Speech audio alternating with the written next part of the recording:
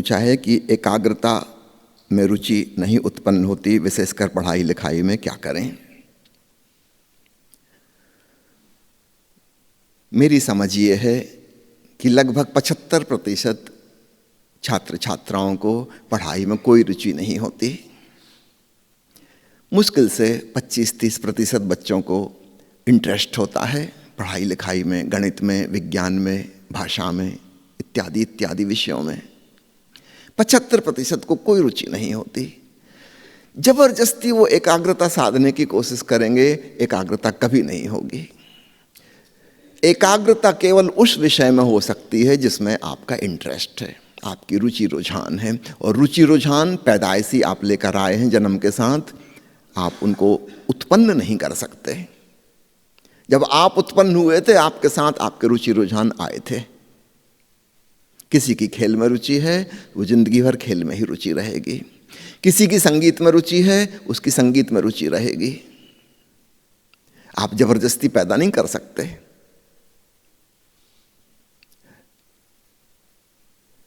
हम सारे बच्चों को फोर्स करते हैं कि ये वाले विषय तुम पढ़ो। बड़ी मुश्किल खड़ी हो जाती है। सब बच्चे जन्मजात अलग अलग प्रकार की प्रतिभाएं, टैलेंट्स लेके आए हैं। पोटेंशियल सीड्स, संभावना के बीज उनके भीतर हैं। हाँ, उनको हम फूल बना सकते हैं, अंकुरित कर सकते हैं, लेकिन नए बीज हम आरोपित नहीं कर सकते। इस बात को खूब अच्छे से समझ लो। सारी दुनिया की शिक्षा प्रणाली आज तक गलत ढंग से चलती रही है। हम सबको एक ही ढांचे में ढालने की कोशिश कर रहे हैं। यह संभव नहीं है और इसकी कोई जरूरत भी नहीं है। सावधान। जिस चीज में आपकी रुचि रुझान है, परमात्मा ने आपको जो प्रतिभा लेकर भेजी है, उन पर कार्य करो। उन बीजों में खाद पानी डालोगे तो सुंदर फूल खिलेंगे, बड़ी खिलावट होगी। आपको जानकर आश्चर्य हो गया, दुनिया के महान प्रतिभाशाली लोग जिनको हम महापुरुषों में गिनते हैं, उनमें से अधिकांश हमारी शिक्षा प्रणाली की कसौटी पर सफल साबित नहीं हुए थे। भारत में रविन्द्रनाथ टैगोर को प्रथम नोबेल पुरस्कार मिला। क्या आप जानते हैं वो हाई स्कूल पास नहीं हुए थे? हो नहीं सकते।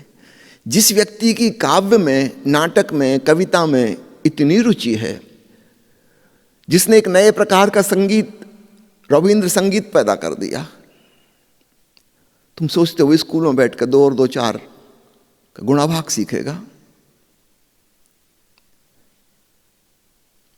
कि फिजिक्स और केमिस्ट्री के फार्मूले रटेगा? उसकी अपनी टैलेंट है कुछ दूसरी दिशा में।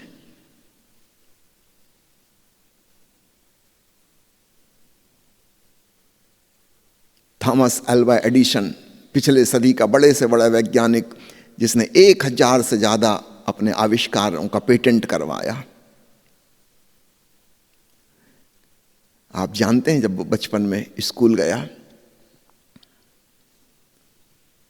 1 महीने के बाद उसकी टीचर ने एक लेटर लिख के उसको दिया, कहा कि अपने पेरेंट्स को देना। अब वो छोटा बच्चा तो पढ़ नहीं सकता था, उसने आके अपनी माँ को दिया। माँ ने पढ़ा, उठा के अपने बेटे को गले से लगा लिया और कहा कि बेटा, कल से तुझे स्कूल जाने की ज़रूरत नहीं। तुम्हारी टीचर ने लिखा है कि तुम्हारा बेटा बहुत ही योग्य है, हमारा स्कूल इस योग्य नहीं है कि हम उसे पढ़ा लिखा सकें, तो आप घर में ही इसको पढ़ाइए। तो बेटा, कल से मैं ही तुम्हें घर में पढ़ाऊंगी। एडिसन तो खुश हो गया, छोटा बच्चा और क्या चाहता, स्कूल से छुट्टी मिल गई सदा सदा के लिए। वो बहुत खुश कि उसकी योग्यता से टीचर्स इतने प्रसन्न हैं कि उन्होंने कहा कि स्कूल में हम ना पढ़ा पाएंगे, हमारा स्कूल इस लायक नहीं है। ऐसा माँ ने पढ़ के बताया। छोटा बच्चा तो पढ़ नहीं सकता था, माँ ने घर में ही उसको पढ़ाया लिखाया। ये तो कोई 40 साल बाद जब माँ का देहांत हो गया, तब माँ के कपड़े वगैरह की अलमारी को साफ सफाई करते हुए एडिसन को वह कागज़ दिखाई दिया। कहीं नीचे दबा हुआ था, उसकी टीचर का लिखा हुआ, वो पहचान गया। उस समय तो पढ़ नहीं सकता था, उसने जल्दी से पढ़ा। उसमें लिखा था कि मैडम कृपया अपने इस नालायक बेटे को स्कूल भेजना बंद करें, ये किसी काम का नहीं है, किसी योग्य नहीं है, हम इसकी जिम्मेवारी नहीं ले सकते, कल से इसको स्कूल मत भेजिए। ये लिखा था उसमें।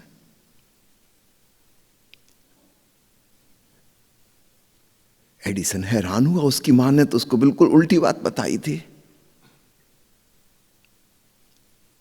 बहुत समझदार रही होगी एडिसन की मां, तभी तो एडिसन जैसा पुत्र पैदा कर पाई। अल्बर्ट आइंस्टीन जैसा महान मनीषी, आप जानते हैं स्कूल में उसकी कैसी दुर्गति थी। किसी टीचर को उससे कोई आशा नहीं थी, ये कुछ भी कर पाएगा जिंदगी में, कुछ भी कर पाएगा, इसकी भी आशा नहीं थी। उसके पिताजी को कोई आशा नहीं थी कि मेरा बच्चा किसी भी काम का है, सब उसको मेंटली रिटार्डेड समझते थे। 5-6 साल की उम्र में तो वो बोल नहीं सीखा था, 7-8 साल की उम्र में विचित्र ढंग से चलना सीखा था, नॉर्मल चाल नहीं थी उसकी। स्कूल में कुछ भी सीखने के योग्य नहीं था।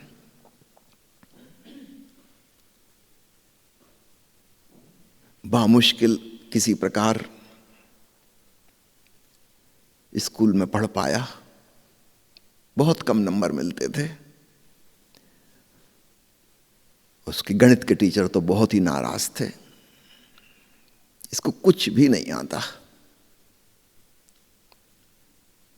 आप जानते हैं वो दुनिया का सबसे बड़ा गणितज्ञ साबित हुआ। जैसा गणित उसने किया आज तक कोई ना कर सका था। पुराने सारे भौतिक शास्त्र को, फिजिक्स को उसने पलट कर रख दिया। सब पुराने सिद्धांत गलत साबित हो गए। थोक में, रिटेल में तो होते रहते हैं फुटकर, कभी कोई एक सिद्धांत गलत साबित हो गया, कभी दूसरा साबित हो गया। आइंस्टीन ने तो सब कुछ ही उलट पुलट कर दिया। निश्चित रूप से इतना महान गणितज्ञ, उसकी प्रतिभा को स्कूल के टीचर नहीं आंक सकते, और छोटे मोटे गणित उससे बनेंगे भी नहीं। वो तो अरबों खरबों 50-60 शून्य जिसके पीछे लगे हैं, उस वाली संख्या का हिसाब लगा सकता है। तुम उससे 2, 4, 10, 5 का हिसाब लगवाओ, उससे न बनेगा। इतनी छोटे अंक उसके समझ ही नहीं आते।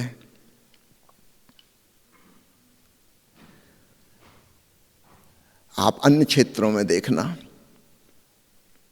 चाहे विज्ञान का क्षेत्र हो, चाहे साहित्य का क्षेत्र हो, कि संगीत का क्षेत्र हो, किसी कला का क्षेत्र हो,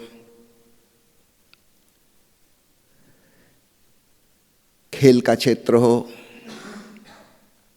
सचिन तेंदुलकर, याद रखना, मैट्रिक पास नहीं है, वो भी रविन्द्रनाथ टैगोर की कैटेगरी के हैं, मैट्रिक फेल। हम क्यों उनको मैट्रिक पास कराना चाहते हैं?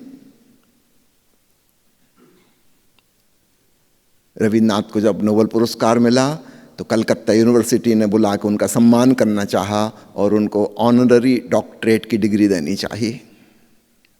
रविन्द्रनाथ ने मना कर दिया।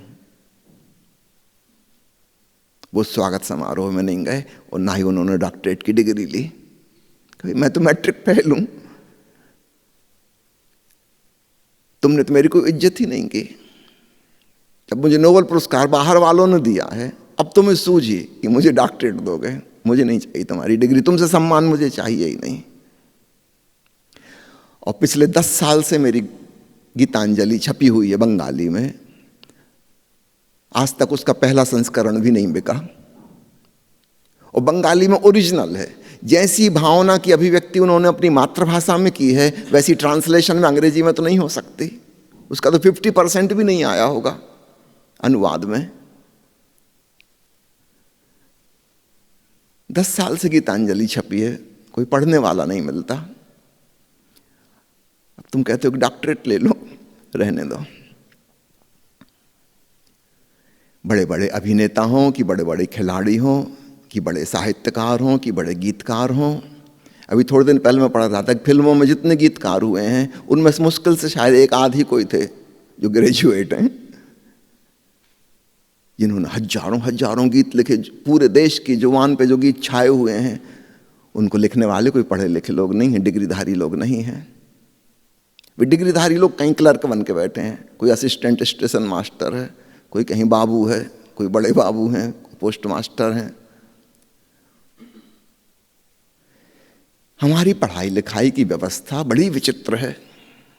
आइंस्टीन मजाक में कहता था कि करीब करीब ऐसा है कि हम मछलियों से कहें कि अरे नालायक मछलियों, पेड़ पे चढ़ना सीखो, क्या पानी में तैरती रहती हो, ये कोर्स है तुम्हारा, अगले 3 साल में तुम्हें डिप्लोमा मिलेगा अगर पेड़ पे चढ़ना सीख जाओ।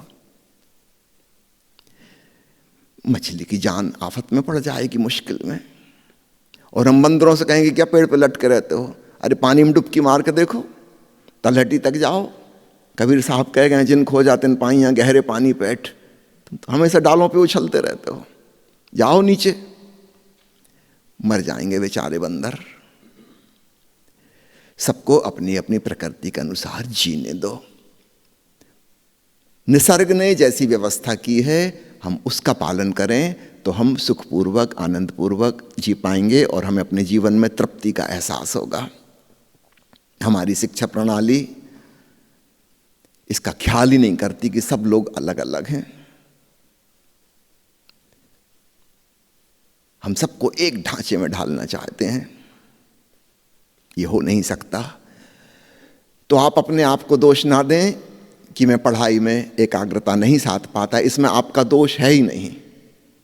दोष उस व्यवस्था का है जो अपेक्षा करती कि सारे बच्चे ये वाले विषय पढ़ेंगे। क्यों पढ़ेंगे?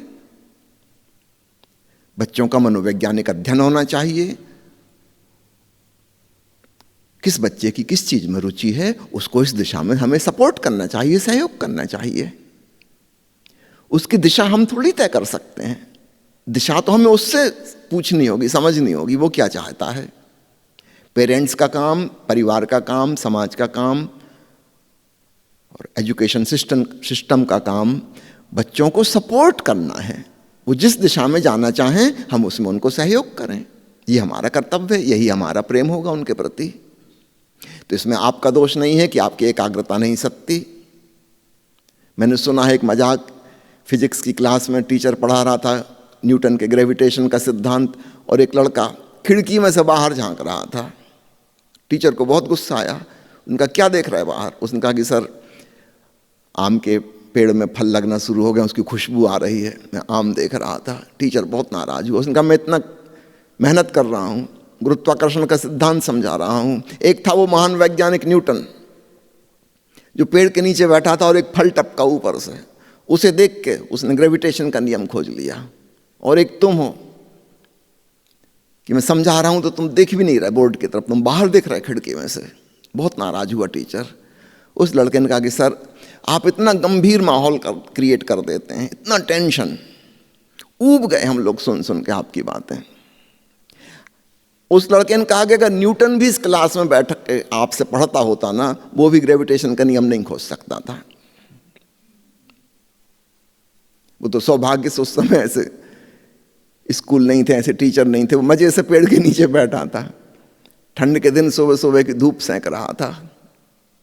उस विश्रामपूर्ण क्षण में अचानक एक फल गिरा। अब फल तो सदा सदा से गिरते रहे, कोई नई बात ना थी, लेकिन उस रिलैक्स्ड माहौल में उसे कुछ नई सूझबूझ पैदा हुई कि फल नीचे क्यों गिरता है। और तब उसने खोजा कि जमीन में गुरुत्वाकर्षण कशिश का बल है, ग्रेविटेशनल फोर्स की उसने खोज की। अगर वो इस स्कूल के टेंस माहौल में, इस सीरियस माहौल में पढ़ रहा होता, वो भी ना खोज पाता। उस बच्चे ने ठीक कहा, हमारी शिक्षा प्रणाली हमारी टैलेंट्स को खत्म करती है, विकसित नहीं करती। आपको जानकर हैरानी होगी, दुनिया में विज्ञान के जितनी बड़ी बड़े आविष्कार होते हैं वे अधिकांश यूनिवर्सिटीज के बाहर होते हैं। और ये लाखों लोग जो पीएचडी कर रहे हैं यूनिवर्सिटी में, और बड़े बड़े प्रोफेसर और हेड ऑफ द डिपार्टमेंट्स, ये क्या करते हैं फिर? इन्होंने तो कभी कुछ नया नहीं खोजा। ये तो तोता रटंत जो किताब में लिखा वही पढ़ते रहते हैं, वही दूसरों के दिमाग में ठूंसते रहते हैं। जितनी भी नई खोजें होती वो हमेशा बाहर से होती हैं।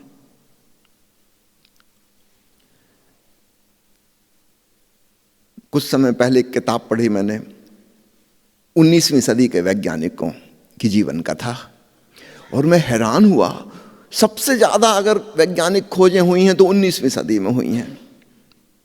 सभी क्षेत्रों में कुछ ना कुछ अद्भुत चीजें खोजी गई। विज्ञान का आधार, बुनियाद रखी गई। और मैं हैरान हुआ जीवन कथा पढ़ के, अधिकांश वैज्ञानिक ज्यादा पढ़े लिखे ना थे, गरीब या मध्यम वर्गीय घरों के थे।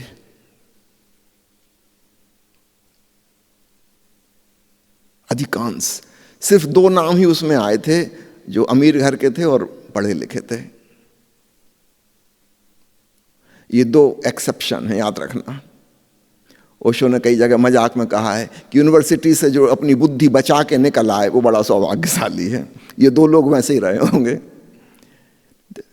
विश्वविद्यालय का तो काम है एकदम बुद्धि को नष्ट कर देना। ये 2 बच गए किसी प्रकार। ये बाहर खिड़की में झांक रहे होंगे, बच गए। तो मैं आपसे नहीं कहूंगा कि कंसंट्रेशन नहीं हो पा रहा विषयों पर, तो इसमें आपकी भूल है। स्वयं को दोष देना बंद करें और जरा खोजें आपकी किस चीज में रुचि है। जब आप वह काम करेंगे, जब आप वह विषय पढ़ेंगे, तो आपको बहुत मजा आएगा और एकाग्रता अपने आप सधेगी। एकाग्रता अपने आप सधेगी। हमारा विषय रुचिकर होना चाहिए, यह महत्वपूर्ण बात है। तो गैर रुचि वाली चीज में अपना समय वेस्ट ना करें, और यह बात अपने परिवार वालों को, अपने माता पिता को भी बताएं।